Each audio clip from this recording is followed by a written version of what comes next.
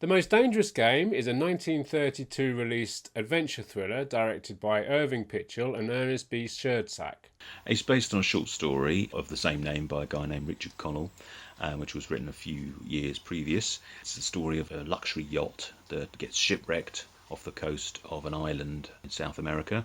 There's one survivor by the name of Bob Rainsford, who's a big game hunter, and he swims ashore and he stumbles through the jungle of this island and comes across it's almost like a castle, isn't it? A big manor house kind of thing. Once inside, he finds that there's a strange guy living there called Count Zaroff. He soon finds out that he's also not the only shipwreck survivor that's found their way there. There's also a brother and sister by the name of Eve and Martin Trowbridge. He learns there's also a couple of sailors from their boat who have since gone missing. This Count is also a big fan of hunting. Coyly talks about he's recently discovered the most dangerous prey, or the most dangerous game to hunt. He's like, I can't tell you though, because I like to make it a big surprise. The surprise is that it's people. The Trowbridges and Mr. Rainsford soon find themselves his prey, basically, as he wants to hunt them around the island and have their heads as trophies. It's a story that's been told on film quite a number of times since that original short story and this adaptation. We've even covered one, haven't we? Surviving the Game.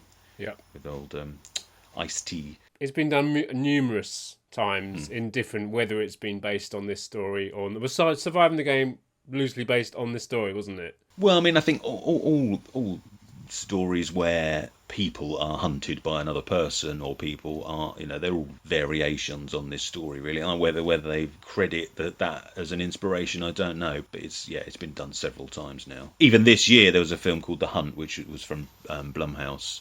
I mean, it was supposed to be out last year, but it was a bit controversial, and I think there was a mass shooting in America, so it got delayed until this year, and then it was in the cinema for a few days, and then we went into lockdown, so it didn't have much luck. Battle Royale and The Running Man is another one where they like to hunt down human prey. Hard Target, yeah.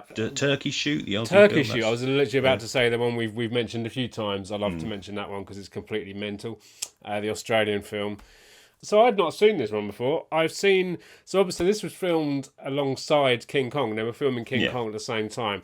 It's filmed by the same people, and of course Fay Wray, who is famously in King Kong, is in this one. So I think it's notable because they used the same sets. Yeah. But obviously King Kong had a lot more special effects in it. So while they were off doing the special effects for that movie, they made this one and actually released this one. This was made quite quickly. And put out before King Kong, which came later. This did very well when it was released. I'd not seen this one before. I confess to not seeing a huge amount of films from these kind of films. I mean, I've seen the famous ones, King Kong. I love the original King Kong. I've watched all the old, the Universal horror movies, which are from this period as well. And they are, if nothing else, a huge amount of fun. They're not very long, these films. I mean, this one comes in just over an hour long, so they're often quite short. They skip through, not like nowadays. There's no filler, No, they're literally just there's a little bit of a scene on a ship, and then he just kind of setting up the plot. I mean, he talks in that scene about how he's kind of happy that he's never been the hunted. He's not the hunted to become the hunted, and then. Wow! As if by magic, he gets shipwrecked on an island and then becomes the hunted. It's kind of one of those things.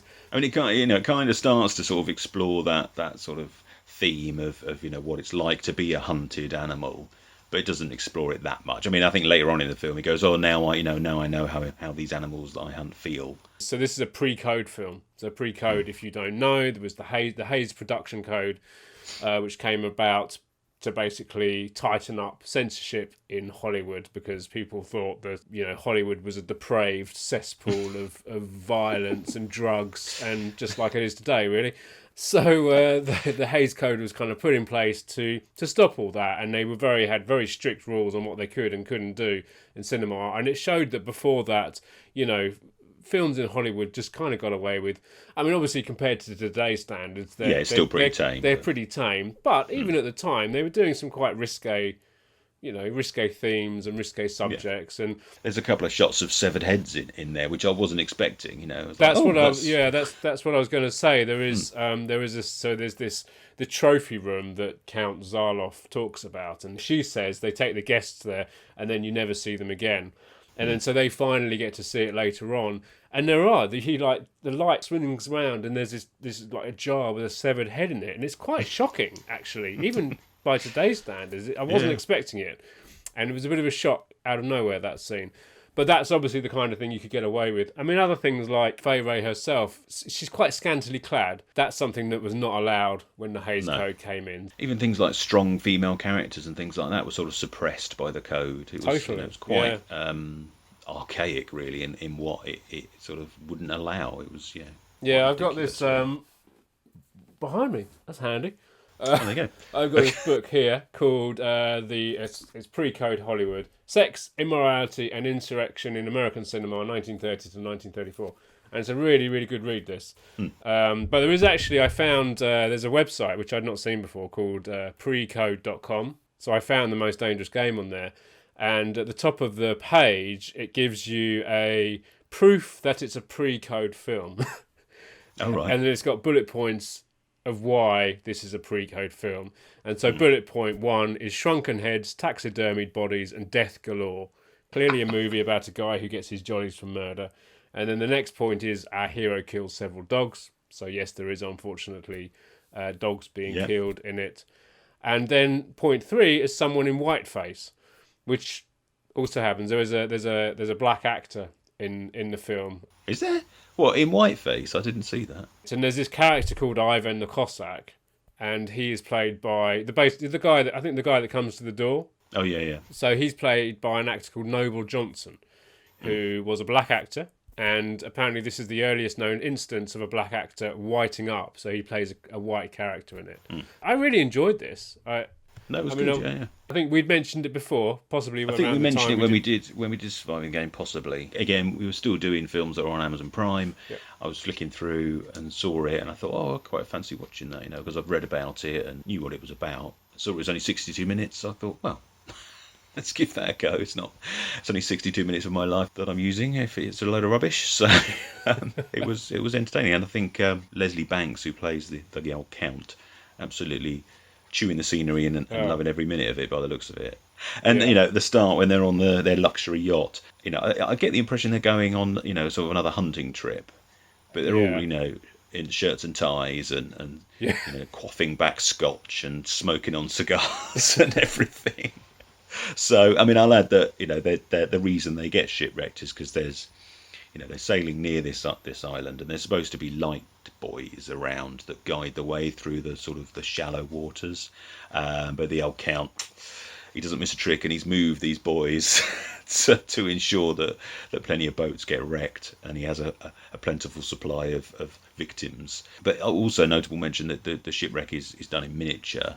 And I thought that was pretty impressive as well. Obviously, you can tell it's a miniature, but it was pretty well done, I thought. And, it was quite a violent crash, and there's lots of blood-curdling screams as people fall into the water and get drowned and explode as the boat blows up. There's some sharks. There's like a shark attack in the water, which I did not see coming, and I was like, oh my God, we're going into Jaws territory. And then this guy's like, but there's a very funny line where in that kind of very kind of noble way they used to be, a very polite way about things. He's in the ocean and he's like, oh, I think I've been bitten, and then he just he's got me. And then he just goes under. And he just goes under. You're right. I think that whole the ship sinking scene was really well done and quite. And I think the whole thing was quite tightly edited. It went through very quickly. It didn't linger at all. I think maybe the only bit that dragged slightly was this, when we were first getting introduced to all the characters, and the brother and sister and old Rainsford and the Count are sat around chatting, and that goes on for quite a long time. Yeah. And especially as Martin Trowbridge is obviously, well, he's already drunk, isn't he? He just slowly gets more and more drunk. As they go on, and he can't, you can tell the Count's getting quite irritated by him. It was like, he's actually quite irritating. So if you could just get on and hunt him, that would be good. I think so. I think quite he's. annoying. I think he's supposed to be annoying because Yeah, no, absolutely, yeah. but also I think because America was still in prohibition Right. during this, so obviously he wasn't of course. supposed to be drinking.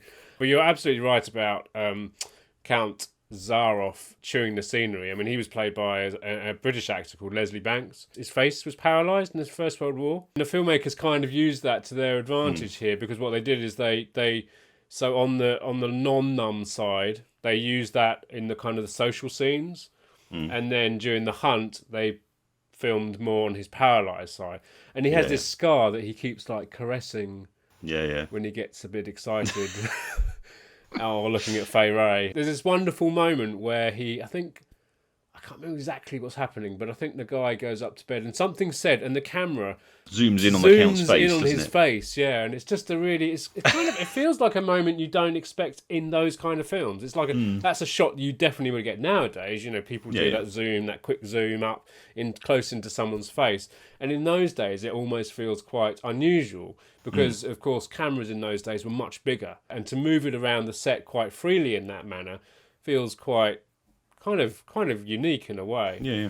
And even in the hunting scenes, there are a couple of kind of POV shots as they're going through the undergrowth and stuff. Yeah, I really enjoyed this film, and it's a film that's, I mean, the Criterion released it, so it's definitely a film. It's actually in the public domain though. It is from this year, I think it is. Yeah. It's out there, and it seems quite a popular film. A lot of people have spoken about this film. A lot of people like this film. And I can see why. I think it's great. And obviously, Fay Wray is in there, and she's mostly famous from King Kong.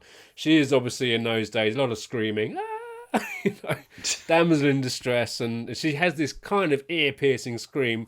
She does a bit, yeah. Which you kind of need if you were, Yes. You'd need it, wouldn't you? But I think she's always great to watch, and I mean she's great in King Kong as well. So, yeah, no, I really enjoyed this one. So, yes, as you said, we can watch this on Amazon. You can watch it on Amazon, yeah, it's on Amazon Prime. And it's on YouTube as well, because it's now public domain. There's been DVDs over the years. And like you said, it was released by Criterion. I think on there it had a commentary on it. There's Blu-rays as well. There's quite a nice German edition, which I think was limited edition, which had commentaries on it and some documentaries and things like that. And it is English friendly, but yeah, like I said, it's limited. It was limited edition, so whether it might be a bit difficult to get hold of. It was released on Blu-ray in the US as well. It was like a double feature it was like a documentary called Gal the Headhunter, which, I mean, I was reading about it. There's like two different versions of it. One was like silent, it's a silent documentary where it's just literally footage of this sort of cannibal tribe, this real cannibal tribe in South America. I think in the 50s it was like re-edited and given narration and renamed Cannibal Island.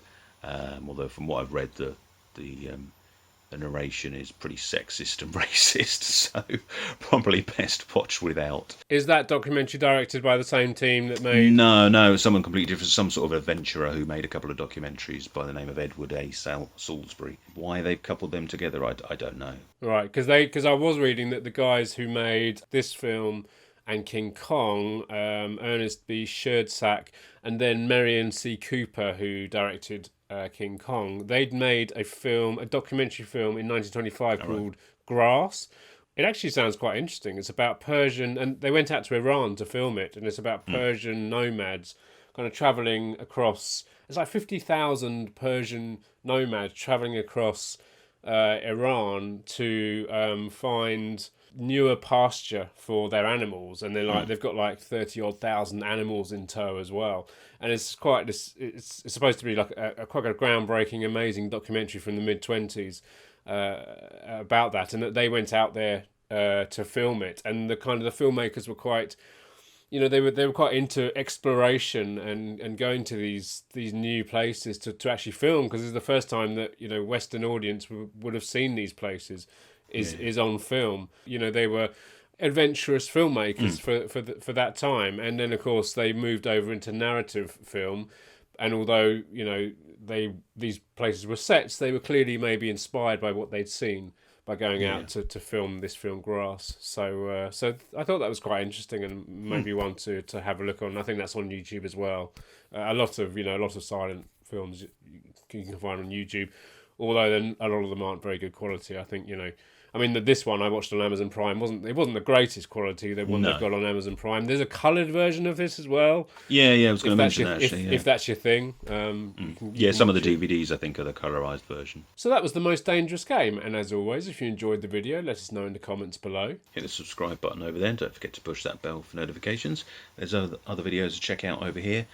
Come and find us on Twitter, Facebook and Instagram, and join us next week for another video.